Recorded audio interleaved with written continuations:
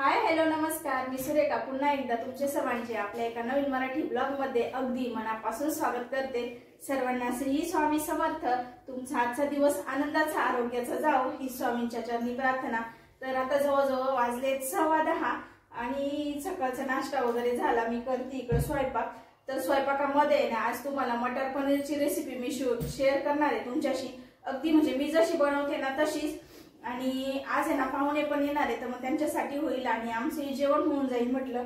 तर चला आता रेसिपी शेअर करते, पण त्याआधी ना चपात्यांचं पीठ बराच वेळ झाला मळून ठेवलं, तर आधी चपात्या करणार आहे। आणि बरेच म्हणजे 7-8 दिवस झाले गॅप पडला, मी व्हिडिओ शूट केला नाही आणि तुमच्याशी काही शेअरही केलं नाही। तर बरेच ताईंच्या कमेंट येतात की म्हणजे व्हिडिओ रोज शेअर करत चला, पण हो ताईंनो कसं झालंय म्हणजे इथे ना रुटीन सेटच होत नाही व्यवस्थित आणि सारखं म्हणजे पाहुण्यांच्या इथं वगैरे असं जाण्याचं काम चालू आहे, कुठं कुठं फिरायचं काम चालू आहे, त्यामुळं म्हणजे सगळं डिस्टर्ब होऊन गेलंय। तर थोडंसं रुटीनला लागलं की रोज तुमच्याशी व्हिडिओ शेअर करणार आहे मी। तसं तर आता प्रयत्न करते रोज व्हिडिओ शेअर करण्याचा। आणि ना चितळेचं पनीर आणलंय एक आणि एक नवलेचं पनीर आणलंय। तर बघू आता हे दोन्ही मिक्स करून आणि पनीरची रेसिपी मी बनवणार आहे। तर बघू आता कशी होती काय होती, सर्व काही व्हिडिओ स्किप न करता बघा। आणि एका ताईंनी कमेंट केली होती फिल्टर विषयी, तर तुम्ही कोणतं फिल्टर बसवलं काय, तर आज मी फिल्टर बसवणार आहे। तर मग सर्व व्हिडिओ स्किप न करता बघा, म्हणजे तुम्हाला समजेल मी कुठलं फिल्टर बसवते काय। तर चला इथं मी घेते चपात्या लाटून आणि रुई सोबत पण बोलायचं काम चाललं होतं, कारण तिचं कसं म्हणजे आई हे नको ते नको असं सकाळी सकाळी चालू असतं। मग तिला ते समजून सांगणं वगैरे त्यात भरपूर वेळ जातो। ते करता करता आहे ना मग मी सर्व चपात्या करून घेतल्या। आणि ताईंनो कसं असतं म्हणजे कोणी येणार असलं ना मग स्वयंपाक डबल झाला माझा, म्हणजे सकाळी आमचा नाश्ता होऊन गेला आणि त्यानंतर परत स्वयंपाक, त्यामुळे वेळ जास्त गेला। त्यानंतर आहे ना इकडे घेतली मी पनीरची भाजी करण्यासाठी। तर आहे ना किटलीतलं सर्व तेल ओतून घेतलं, किटली घासू म्हटलं आता। आणि त्या तेलात आहे ना मग कांदा असा तळून घेतला, म्हणजे आपण कसं फ्राय करतो ना तसा पूर्ण असं तळूनच घ्यायचा, कमी तेलात नाही करायचा। त्यात अद्रक लसूण पण टाकलं आणि ते पण फ्राय करून घेतलं, ते काढून घेतलं। आणि त्यानंतर उरलेलं जे तेल होतं ना त्यातच आहे ना पनीर आहे ना असं तळायला टाकलं। जास्त काही पनीर मी असं फ्राय नाही करून घेतलं, कारण नंतर आहे ना तुकडे व्हायला लागले होते, त्यामुळे आहे ना थोडंसंच फ्राय केलं आणि ते पण काढून घेतलं। त्यानंतर आहे ना इकडं जिरेची फोडणी दिली आणि जे घरगुती मसाले होते ते सर्व काही टाकले। इकडं कांदा आणि टोमॅटोची प्युरी बनवून घेतली होती ती पण टाकली। एका मिक्सरच्या भांड्यात आहे ना ती प्युरी बसत नव्हती, त्यामुळे दोनदा दळणार आहे मी, तर ही टाकली। आणि त्यानंतर इकडं पनीर मसाला टाकून घेतला, तो टाकायचा लक्षात नव्हता, बाकी सर्व काही मसाले टाकले मी। त्यानंतर आहे ना परत एकदा मग दळून घेतला मसाला, त्यात आहे ना मग थोडेसे 2-3 तुकडे पनीरचे पण बारीक करून टाकले आणि दुधावरची साय पण टाकली। साय भरपूर होती दुधावर, त्यामुळे ना ती टाकली, जेणेकरून आहे ना म्हणजे चव बॅलन्स होती पनीरची आणि मसाल्यांची। त्यानंतर इकडं मिक्सरचं भांडं धुवून घेतलं आणि ते पाणी टाकून घेतलं आणि सर्व काही व्यवस्थित असं परतून घेतलं।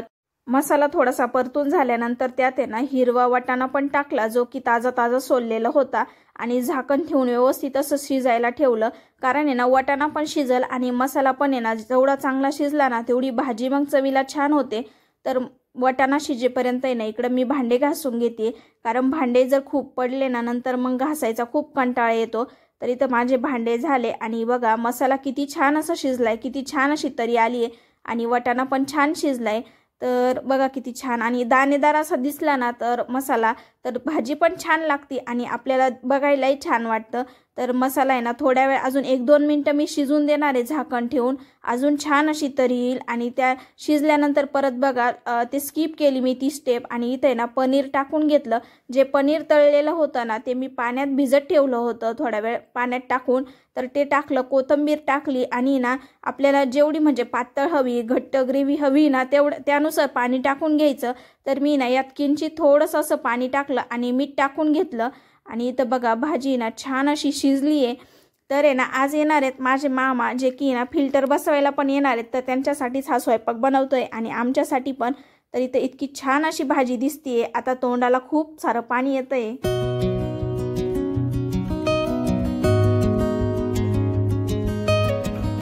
माझे भांडे सर्व घासून झाले, बेसिन पण घासून झाला आणि म्हटलं चला इथं भज्याचं पीठ कालवायला घेऊ।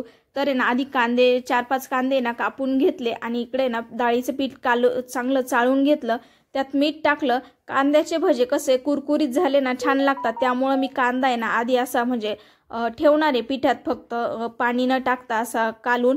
तर इथे आहे ना कांदा चांगला उभा चिरून घेतलेला होता ना, तो मोकळा मोकळा करून घेतला आणि त्यात आहे ना ओवा टाकला, थोडासा मिरची टाकली, हिरवी मिरची दळून टाकली मी, ती स्किप झाले त्यामुळं मग ते दाखवलं नाही, म्हणजे व्हिडिओ स्किप झाला तो. आणि थोडीशी कोथिंबीर टाकून आणि असं कालून घेतलं. जेवढं कांद्याला पाणी सुटतं ना तेवढ्या पाण्यातच पीठ छान असं भिजलं जातं. त्यानंतर आहे ना इकडे घेतले घरं झाडण्यासाठी, कारण सकाळचं एकदा झाडून झालं होतं, पण कसं दिवसभरात घरं 2-3 वेळा तरी झाडून होतातच आणि रुई घाण करती, त्यामुळे ते झाडावं लागतं. तर म्हटलं पटपट झाडून घेऊ. आणि पसाराही खूप सारा पडला होता.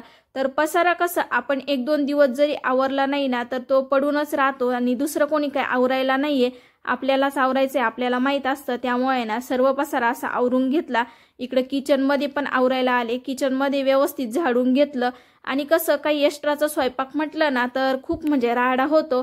त्यानंतर आहे ना इथं बघा शिफ्टिंगमध्ये ना म्हणजे माठाचा आहे ना कॉक थोडासा ढिल्ला झाला होता. मी रात्रीच माठ आहे ना धुतला आणि थोडासा भरला, पण आहे ना कॉकच्या तिथून पाणी गळत होतं. तर म्हटलं त्याला एमसील लावू.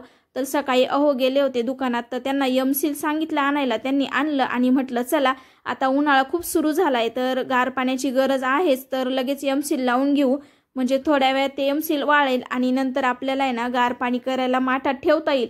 रुईची बघा कशी गडबड चालू आहे आणि काही काम जर करायचं असलं ना मला तर रुई असंच मध्ये मध्ये करती आणि कधी कधी ना मग ते काम वाढवा पण होऊन जातं आणि त्यामुळं खूप चिडचिड होती.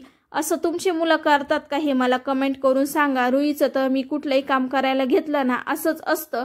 आणि चला आता इथं सर्व माठ माझा तयार झालाय. आता आहे ना मस्त पाणी भरून ठेवणार मी त्याच्यामध्ये आणि गार पाण्याचा आनंद घेणार. त्यानंतर इकडे बघा मामा आले आणि लगेच आहे ना ते म्हणे फिल्टर बसवून घेऊ. तर ते ना आधी फिल्टर खोलून आणि त्यांनी जे सामान आणलंय ना बसवण्यासाठी ते सर्व असं खोलून बसवताय.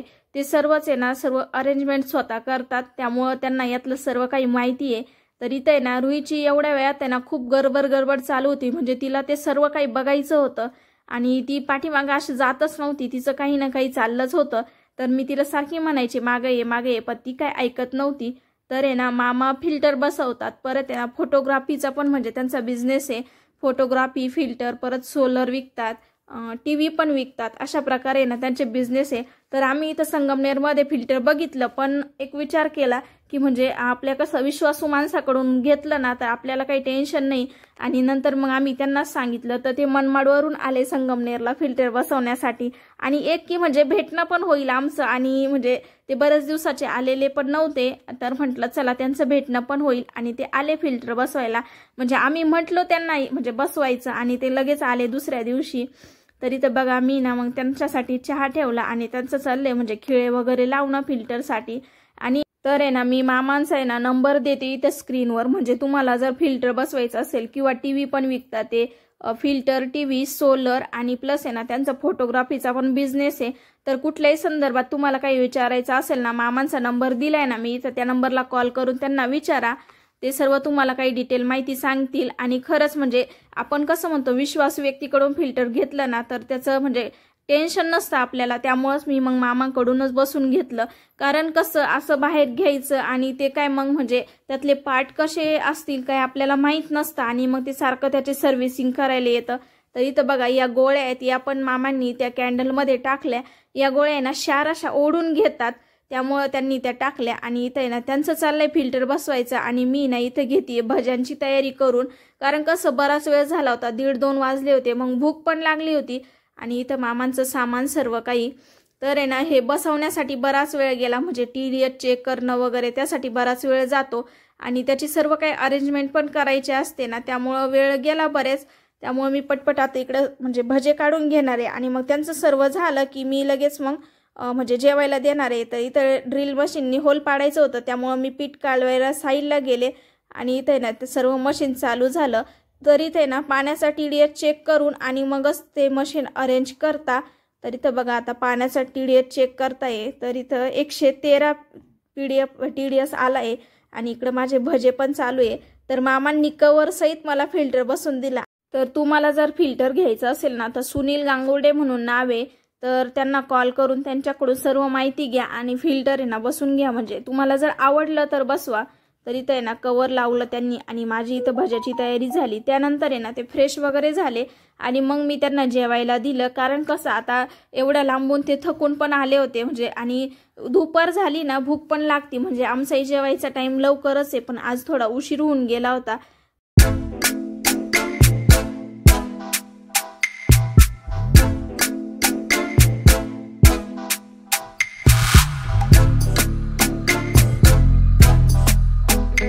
फिल्टर सेट करून झालं आणि पाण्याचा TDS पण व्यवस्थित आला. त्यानंतर मामा फ्रेश झाले आणि मग आहे ना मी त्यांना जेवणाचे ताट केलं आणि जेवायला दिलं.